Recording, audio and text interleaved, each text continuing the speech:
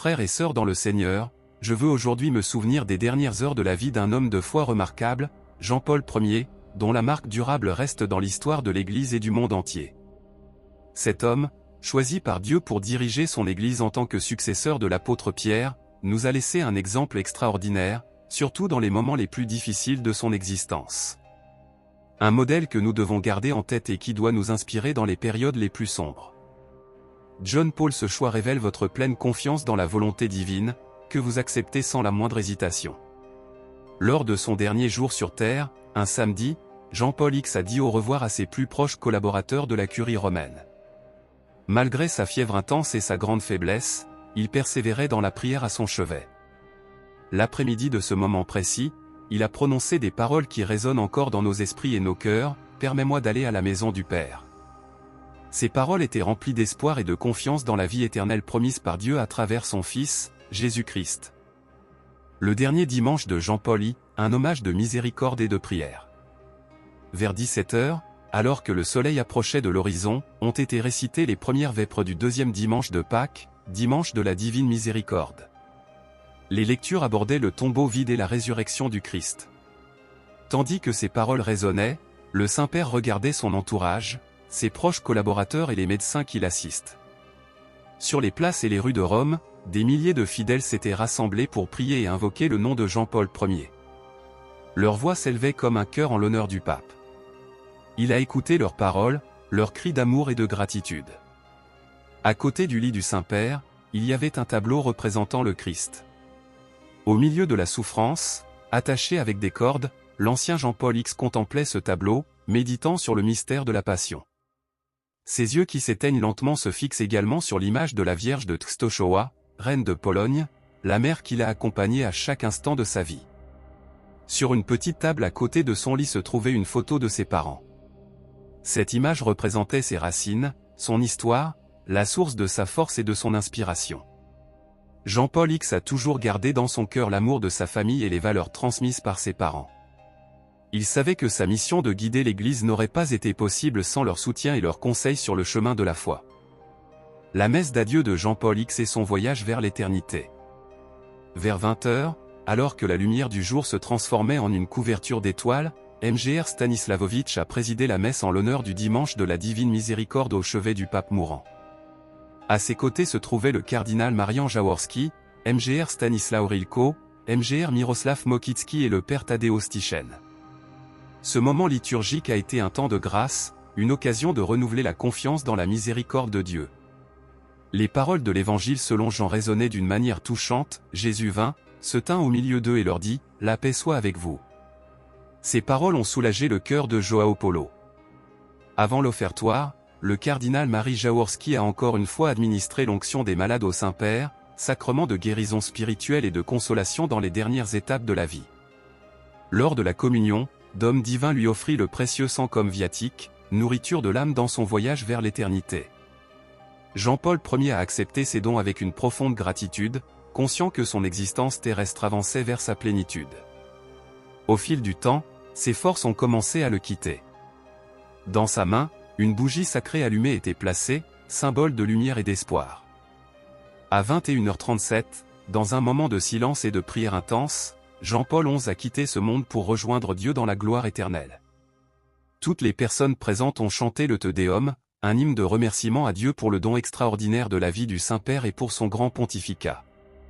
Les yeux remplis de larmes, tout le monde s'est réuni d'une seule voix pour remercier Dieu. Jean-Paul X nous a laissé un enseignement précieux sur la foi, l'espérance et l'amour. Son courage face à la mort nous rappelle que, même dans les épreuves les plus ardues, nous devons rester inébranlables dans notre confiance en Dieu. Sa vie a été un phare dans les ténèbres, un exemple de la façon d'affronter la souffrance et la mort avec sérénité et confiance dans le dessein divin. L'héritage lumineux de Jean-Paul X, un chemin d'amour, de foi et d'espérance. Jean-Paul X nous a transmis la leçon que la disparition n'est pas une conclusion, mais plutôt une transition vers une existence éternelle en communion avec le divin. Il a rencontré sa maladie et son passage comme un sacrifice, une offrande de soi au divin et une unité avec tous ceux qui traversent des difficultés dans le monde. Il a montré au monde entier que même au milieu de la souffrance et de la fragilité, on peut trouver une signification profonde et une proximité distinctive avec le Christ crucifié. Le choix de rester chez lui et de mourir près du sépulcre de l'apôtre Pierre symbolisait son affection pour l'Église et son dévouement total au service du divin. Jean-Paul X a légué un héritage d'amour, d'empathie et de modestie qui motive encore des millions de personnes dans le monde. Sa profonde spiritualité et sa connexion intime avec le divin ont égayé chaque moment de son existence, offrant espoir et réconfort à ceux qui le connaissaient et à ceux qui ont suivi sa papauté. Sa foi inébranlable et sa capacité exceptionnelle de pardon ont touché le cœur de nombreuses personnes, les encourageant à rechercher l'harmonie et la réconciliation. Actuellement, alors que nous commémorons Jean-Paul Ier, nous devons embrasser ses enseignements et les intégrer dans nos vies. Nous devons tirer des leçons de l'exemple donné par ce remarquable proclamateur de l'Évangile et diffuser la joie de l'amour du divin à tous ceux que nous rencontrons. Nous devons exister avec optimisme, confiance et bienveillance, en reconnaissant que la condition mortelle n'a pas le dernier mot mais qu'elle est simplement une transition vers une existence éternelle avec le divin.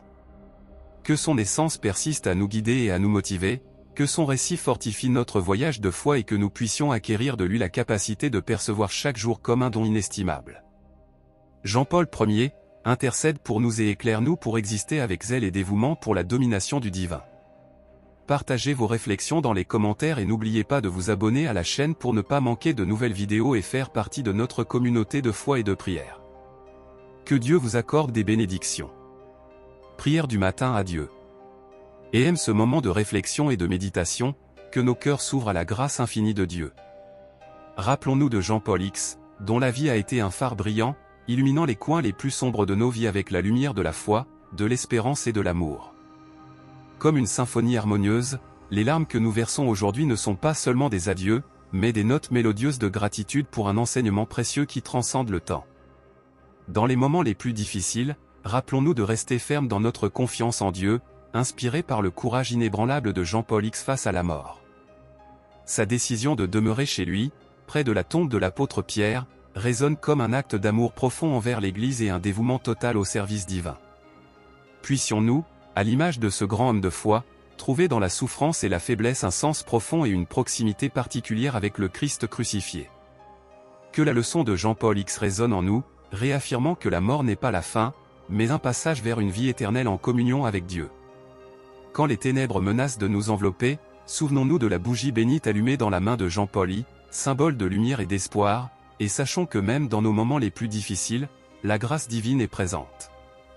Son héritage d'amour, de compassion et d'humilité continue de rayonner, inspirant des millions de cœurs à travers le monde.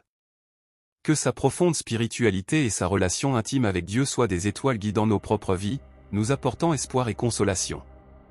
Puisse sa foi inébranlable et sa capacité extraordinaire à pardonner nous motiver à rechercher la réconciliation et la paix, à ériger des ponts là où il y a des murs. Aujourd'hui, recueillons l'enseignement de Jean-Paul I comme un trésor précieux, et transportons-le dans nos vies quotidiennes. Que chaque jour soit vécu comme un don, comme une offrande de nous-mêmes à Dieu et une union avec ceux qui souffrent autour de nous. Puissions-nous, à travers ce legs lumineux, apprendre à vivre avec passion et dévouement pour le royaume de Dieu, portant la joie de son amour à tous ceux que nous rencontrons. Que la paix divine, héritage de Jean-Paul I, embrasse nos cœurs et guide nos pas dans le chemin de la foi. Amen.